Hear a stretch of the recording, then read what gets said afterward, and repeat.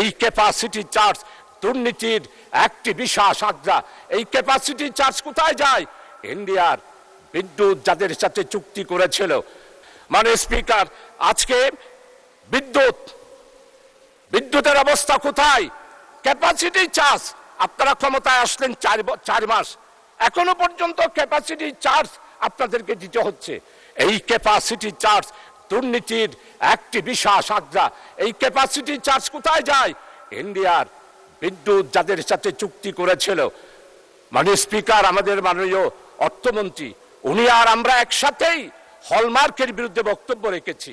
Capacity charge বিদ্যুতের এই ব্যাপারে আমরা বক্তব্য রেখেছি, কিন্তু আজকে 4 মাস হয়ে গেল, এখনো আমাদেরকে ক্যাপাসিটি চার্জ অর্থাৎ বিদ্যুৎ না পেলেও যাদের সাথে চুক্তি হয়েছে তাদেরকে টাকা দিতে হবে। কত টাকা দিতে হয় সেটা সাংবাদিক সম্মেলনে মাননীয় অর্থমন্ত্রী আপনি নিজেই সেটা উল্লেখ করেছেন।